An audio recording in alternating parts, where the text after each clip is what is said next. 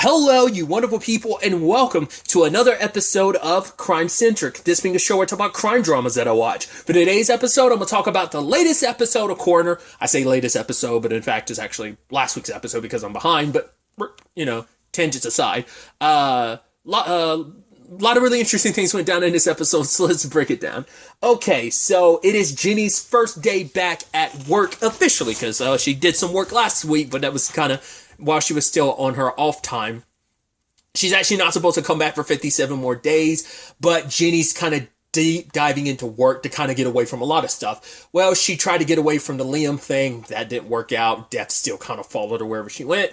So there's that. Plus, she's not trying to be at home right now because, yes, she wants to be around Ross and her dad, but her mom being there complicates things. Like, they didn't settle things last episode. There's just so much baggage that needs to be unraveled. It's like, Jenny has decades of unresolved issues with her mom that they're not just going to pop away. And the fact is, I think what bothers Jenny so much is like how it's like, and her mom made this remark of like, things change while you're away, which I'm like, I think that cut Jenny even deeper because it's like, no. You don't have the audacity to say that. I was gone 4 months. You were gone most of my life. Don't even talk to me. That's why I think it kind of pissed Jenny off. I think that's what really set the tone for this episode, especially when it came to her mom. I don't think her mom really thought too much about it. She probably didn't realize the word choice she chose in that instance was the worst, and how Jenny would, because Jenny hasn't forgiven her, but that's what complicates things because her dad and Ross are like so chummy with her. It's like, oh, things have been moved around. It's like, oh, you get to come into my home after you've been gone for so long. Yeah, to take time away because it is a thing of, yes, they both suffered losses and they both handled it in a very similar way, except Jenny was going a lot less time than her mom was. So we'll kind of break that down a little bit more as we kind of go through the episode, but Jenny's first day back, her bumping heads with Eli and Alphonse being like, okay, like signing a form about like his emotional situation, because I guess he felt like, oh, he's nervous that Jenny's back, he's happy, but at the same time it's like, cool, my new boss is my Eli, which those two have very different approaches to things, and because Eli doesn't want to leave until his contract's up, I don't know if he wants to do that just to spite Jenny or what, but it's like, hey, I'm staying here for the next 57, 56 by the end of the day.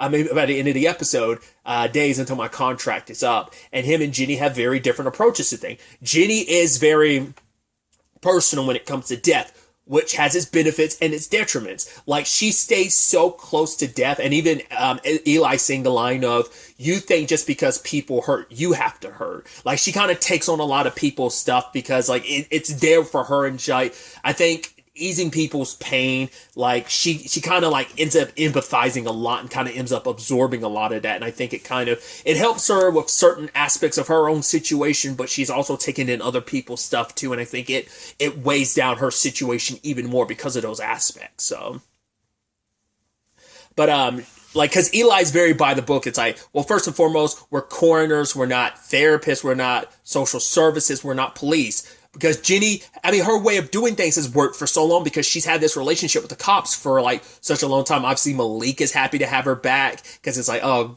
Eli's he's a weird one. But it's like, yeah, like when Lily was at the crime scene, Jenny wanted to kind of talk to her because she was still alive at that time. But Eli was like, yeah, like, well, our bodies are back at the court. Like, maybe, who knows? Maybe if Jenny could have talked to Lily a little bit more, maybe they could have found something out then and there. Who knows? And then also the whole aspect of you have to sign forms things. And obviously Eli's not too happy about the whole like, oh, you just talked to the mother, huh? Well, you shouldn't be getting too attached to people like that because like, okay, go ahead. Because they found out later on because, the mother tried to find where Lily was. It's like, okay, she's still alive. She was sent to a hospital, but I couldn't find her. Well, it turns out because Lily died on her way to the hospital. And it's like, okay, you can go up there and talk to her right now. Or you could stay here and get answers for that mother about why her other daughter is dead too. He's like, but whatever you want to do, it's fine. I'm doing this autopsy. Because he also has them sign forms. I love that. Like, wait, did you talk to the mother before you came? They're like, yeah. She's like, yeah. I was like, and Dennis is like, you have to sign these forms. I love that because River's like, yeah, Eli, he kind of sucks, but Dennis likes him. And Dennis is like, what? No, because he's, once again, River put him in a very, like, tough spot last episode. It's like, yo, we're team Dr. Cooper around here. I love it. So Dennis is tough because Eli does like Dennis more than he does River, I'm sure, and that makes River, like, River and Jenny are on the same team when it comes to Eli. Dennis is caught between both parents. He's like, I'm not trying, don't make me choose in this divorce. You guys are amicably separated right now, and you're making me choose between mom and dad, and I don't know what to do. It's kind of where that is. Whereas River's like, no, I'm team mom all the way. I love that. I even love that while she's signing the forms and stuff. It's like, what did you think of me when I first got here? And River doesn't say anything, and Jenny's like, Yeah, I was like, I love how cheeky River was in that situation. So I just thought that was dope. But like I said, the butting of heads in this situation, they do make a really good team, and I think they will make an even better team by the end of the season. But their approach is, once again, he kind of like removes the emotion from it because he thinks adding all these other elements to it, the emotional stuff like that, it makes you biased. Working with the cops will make you biased. But it's like, yeah, that's how things operate around here. That's how they've gotten stuff done. That's how they've solved stuff. So, but Eli really brings it, because you kind of realize, like, okay, he comes off like such a dick, but you later on hear from him. He makes sure not to go into details, but I think we'll find out soon enough. He talks about the fact is he's kind of had his own entanglements, that his own situations have gotten in the way, and it's led to, and she's like, what? And he was just kind of like, let's just leave the past in the past. So he keeps, like, worksheets and forms and stuff like that. He keeps things so sterile to some extent, trying to remove emotion from it, because it's like, I guess he went down his own spiral before, and Jenny, sadly, sadly every season is her spiraling a little bit, because it's just, and the fact is that Eli made a remark about, like, oh, she was gone for 4 months. It's like, he has to know why she left for those 4 months. It seems so insensitive to kind of bring that up, kind of throw it in her face a little bit. But once again, we don't know his full circumstances. He seems like he's probably been in a very similar thing as Jenny, maybe obviously not an exact situation, but there's probably some overlap where it causes some issues where it's like, I know where you've been, and because of that, he's more the way he is now, like, cause he's very sterile with everything, like no emotion, no bias. And so they're trying to figure out, like, what went wrong, because obviously the cops are running at first with like, oh, maybe she was drunk driving situation, because it was like a multitude, like, accident situation. One dude died in a car accident, and then the two siblings, Grace and Lily, did as well. Well, the fact is they do a toxicology tox run, and it's like, okay, there was no alcohol in anyone's system, so it's like, what's going on? But then one of them smells like minty, like schnapps, and it's like, okay, so they're trying to run through all the different things, like, what could this be? Could it be like this particular illness? Could be a virus thing? What's going on? And ultimately they end up finding out what caused the accident is Lily was having a seizure because they were on their way to the hospital because they went camping. Her boyfriend broke up with her. Her sister took her away for a little bit, but they were on their way to the hospital. Lily had a seizure. It distracted Grace, and they had, because the lady was like, oh, like, she saw Lily's hands waving around. She was like, oh, maybe it was like a bee in the car or something. Because she's like, yo, when I was driving one time and there was a bee in the car, like, I was waving my hands around trying to smack it away, and I almost drove off the road. It's Lily was having a seizure, and it's a byproduct of a plant that she was taking to kind of cause an abortion because she got pregnant with her boyfriend, and from her boyfriend, and maybe that's probably why they got into a big argument and broke up, because maybe she wanted to keep the baby, or like they were having that, maybe he didn't want to. I don't know, but she got an abortion on her own using this particular plant, but there's no label on it, and she ended up taking too much and ended up having a reaction to it and died because of it. Because I think it was kind of implied like she took too much of a dose because she didn't know what dose to take or whatever. Or maybe it's just in conjunction with being pregnant. It was a roundabout way to have an abortion because she's 15. She would have had to get her mom's consent.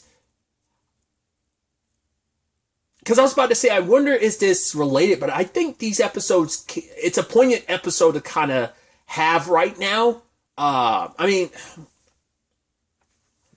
well, just because of like the whole, I don't know when this episode originally aired, had the Roe v. Wade. I mean, that's a America.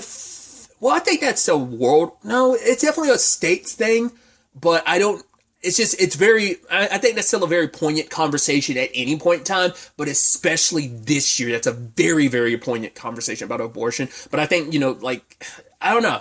I didn't even think about that until just now. I was like, wow, like that, just, because once again, this is a Canadian show, and I don't know what Canada's laws are when it comes to abortion. I don't know like the international laws. I only know like how obviously state by state varies here in the U.S., and I'm sure countries are the same way. But it was more so like she didn't want her mom to know she was pregnant thing. She was scared to tell. And it's sad too, because like for her mom, it's like, my girls are the only thing I have in this world. And she probably would have been happy, like, okay, it would have been a struggle, but she would have made things happen. And it's like, it's just a sad situation of, just everything probably happened so fast and she's so young. She's like, I don't want mom to know. It's like, probably if they would have probably found a way forward, because her mom wouldn't have like given up on her child or anything. It's like, no, I love you. We'll find a way to make this work. I'll be by your side the entire way or something. Or at the very least, they could have had that conversation together. It's like, if this is what you want, you got my support, you know? And it's just sad that that's always the most heartbreaking aspect of these episodes. It's when it's like, yeah, it's like no external thing. It's like, oh, someone murdered someone. It's like, it's not even like a murder case. It is just simply hey, just something terrible went wrong and it kind of was an accidental death. And because of that, sadly, like it just, everything compiled into this one situation and 3 people died. A mother lost both of her children. It doesn't make anything easier, you know, especially because like her the roller coaster of emotions she went through. She was sad to hear about Grace, but then she was like, oh my God, Lily's alive. Then she found out Lily's dead because Jenny's mom showed up being like, hey, I'm sorry about your children. It's like, children? Wait, I thought, and it's like, her mom had to open her mouth. It's like, I hadn't told her yet. And it's like, because I came over here thinking something was wrong with Dad because you showed up at my work. Because her mom's trying to extend an olive branch. She's like, hey, if you want to talk about Liam, we can talk about Liam. Because it is a thing of like, right, I get it. I know what it's like to deal with the death of someone. I mean, it's a different situation, but like someone you love in general dying. She's like, I've been there, done that. But the problem is for Jenny, it's like, yeah, but you left. And the argument could be she did the same thing. And maybe that also bothers her to some extent because it's like, yeah, I left, but it's not the same thing. I was going for 4 months. Dad had at least Ross around him. It's like, yeah, you weren't there. But it's like, once again, at least I wasn't as gone as long as my mom was. And it's like, right. She had every right to like struggle with the fact is she lost a daughter. It was a terrible situation. Once again, it's like your daughter accidentally killed your other daughters, you know, so of course that's going to hit, you know, but Jenny throws it back in her face later on. Like, you're not the same thing as that same way as that mother. She lost both of her daughters. Yes, you lost Katie, but you left me. You could have been here for me and Dad. We still needed you. And that's the complicated thing of like, right, she went through something terrible. Like, you've never been in a situation where you've lost a child. Yet Jenny has been through multiple tragedies. Is it this thing of like, oh, you want to talk about Liam? Well, that's because you were in my life when I lost Liam. You weren't there when I lost my husband, you know, when I've been through these other tragedies in my life post Katie, like, because you weren't in my life. You don't get to just come in here and try to be mother, like a mother of the year after all these years. I think that's what really bothers Jenny most. I have a little mom being like, well, I'll cook waffles. And she waits till she's going upstairs. I hate waffles. I was like, that's completely unnecessary, but that was kind of an interesting. And even at the, you know, it's like, yeah, I love that line where Eli's like, yeah, you won. And she's like, well, I don't feel like this was much of a win. He's like, good, neither do I. You're like, it's a sucky situation, that whole turn of events. But her mom did actually help Grace and Lily's mom come, like, you know, breathe. And she was there to help her. But it's like, yeah, like, because she, you know, probably had a way of finding her way. Someone was there to help her through her times during what she was struggling with. So it's understandable she's able to kind of take what's probably imparted onto her and impart it onto someone else to help them through their struggles. But it is this thing of like, you did kind of just show up at work, you kind of inserted yourself in someone's situation, but it's like, right, you saw someone who went through pain that you've gone through similarly, so of course you want to help, and you're trying to, you know, connect with your daughter, and you're trying to do the same thing, but Jeannie won't. But it seems like she's almost oblivious, because I think she just feels like because Ross and Jenny's dad are just so okay with everything, that she could just slide back in like there's no issues. It's like, no, I've got a lot on my plate and you're not making anything easier, because that's why she was almost like, yeah, we'll find a more permanent caregiver. You can kind of go, because it's like, oh, you kind of come into my home after all these years, kind of move stuff around, kind of got your own system, saying that your system is, because she's almost implying like, oh, I'm doing a better, once again, probably not her attention, but to Jenny is almost like, oh, like my system works for your dad a lot. It's like, cool, rub it in my face that like, oh, you're make it almost sound like you're doing better at taking care of dad than I am. It's like, no, I've been taking care of dad. I've been the one holding down the fort for so long when you were off living your life. I've been the one juggling so much, being a daughter, being a mother, being a wife, now a widower, and just try to find my way forward without you. And now you want to come into my life and try to be that so it's there's an assortment of complicated feelings on that front, obviously. So that's only going to get heightened more and more as the season progresses. But other than that, we had the Donovan side of things, where Malik confronts Donovan, which I do think and maybe this kind of speaks volumes. Donovan and Jenny were only in one scene together. Like, they had their one reunion, and then that was the last time they saw each other in the episode. So maybe going forward, they'll probably work together on more cases. But I think it's just kind of interesting. Jenny's first day back, they were only in on this case together because she was mainly working with Malik. But everything's kind of... The problem is, well, not even a problem. Like, well, at least from Malik's perspective, which he's right to feel like, yo, Donovan, you need to work on yourself. There's something wrong here. The fact is, you doing the way, like, he sees, and that's the problem. He's watching the surveillance footage again. He's like, you're damn straight. Like, he legitimately sees nothing wrong with the way he handled things in that situation. It's like, right, my guy, like, you don't realize, because it comes down to that conversation that he ends up having with Malik and Karima later of, because he wants to feel strong, because he felt so weak, like his life was taken out of his hands. He's always felt so in control, and last season his life was taken out of his hands first. It's like, right, you got a hole in your spine, it's cancer. You also like you were left in so much pain because a killer like took you by the surprise, and you never want to be caught off by surprise, both medically and physically again. So he's like, oh, I'm stronger, I'm tougher than ever. And Malik finds out he didn't go to the debriefing, and he's kind of snapping at Karima, because Karima's like, oh, I want to take the job. I've been offered a job, but I want to make sure you were 100% okay. He's like, no, I'm 100% okay. I'm fine. Take the job. And it's like, okay. She's like, wait, you want me to go? He's like, I just want you, because what ends up being the issue is that she's worried about him. She's telling him to take a step back, but he's like, why does I'm sick and tired of everyone treating me like I'm a baby. It's like, no one's treating like a baby. These are people who are concerned about you. Malik has every reason to be concerned about you. Karima cares about you, and it's like she was there all the steps of the way throughout all of this, and she cares about you, and she wants to make sure you're 100% okay. And for him, it's just, he's so in his head right now that he wants to feel invincible. He feels like he's grabbing life by the balls. He's got it in control. But, just like Jenny's kind of spirals in her own way, he's spiraling in his own way. And that mortality hit him. It hits everyone in certain regards, but it definitely hit him. And there's a lot of trauma there that he's not dealing with, and he's overcompensating. So where Jenny kind of dives into her work when it comes to her trauma, he's doing the same thing and pushing the people away who care about him. And I think we'll probably get something maybe more later on between him and Jenny because of that. But Malik confronted him. Well, first and foremost, Karima was going to leave, but he apologized. He's like, you know what? I'm sorry. You've been by my side every step of the way. Let's make this work. But when Malik showed up and said what happened, she's like, whoa, you just randomly sprung on me. Wait, your second day back on the job after being gone for 4 months. All of a sudden, you're telling me someone had you were in a hostage situation. Did not tell her the details of, she had to hear it from Malik. And the fact is, he's like, I was going to tell you, let me explain. And she's like, maybe you should take a step back. But for him, it's like, no, don't kind of tell me what to do my job. It's what I'm very good at. It's the one consistent thing in my life. It's like, right. Life threw him a curveball. And, it is that midlife crisis situation. Once again, your mortality becomes aware of you. You're like, right, I've been given this clean bill of health, and you're just going a little too overboard. You're you're overcompensating, because if you slow down, if you really accept the reality of it is, you were so close of this thing that was kind of like an impending doom on top of you is now gone. So you're once again overcompensating. So. And he pushes Karima away. He's like, go and take your job, because I will. He's like, you want me to go San Francisco and wait for you to come home, and do nothing?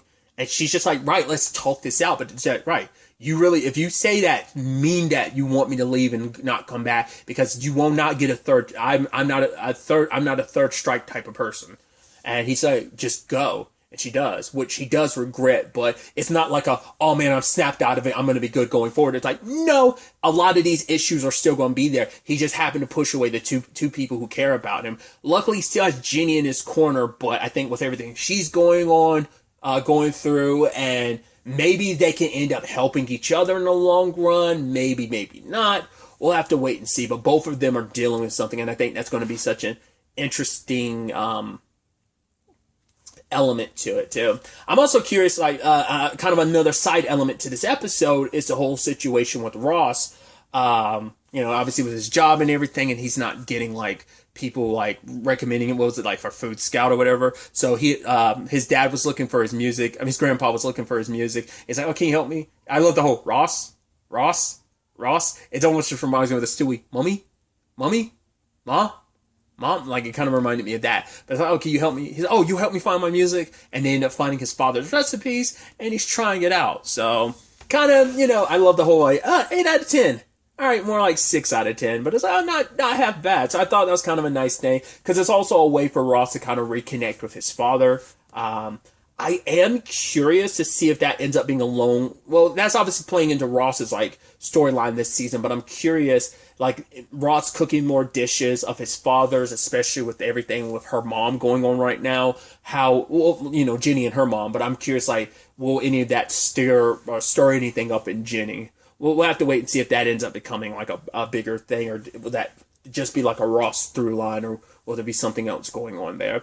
Because it's because the problem is, like, Ginny has any issues she has with her mom, but her mom being around has been good for her dad. It's just she has her feelings about it, and he recognizes like they've got a lot of issues too. So how they work past that, we'll ultimately have to wait and see. I actually was looking it up. This season's actually a little longer than, because I think the first season was only 8 episodes. I think the second season was 10, and this one I looked it up as 12 episodes. So I thought that was kind of no, it was 8, 10, and this is 12, I think.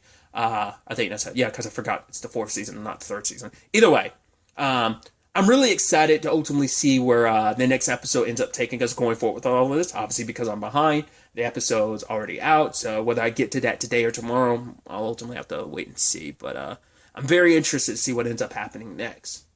But really, that's all I want to talk about. Till the next time we meet, be happy, be safe, live life to the fullest, and enjoy it. Good day, and goodbye.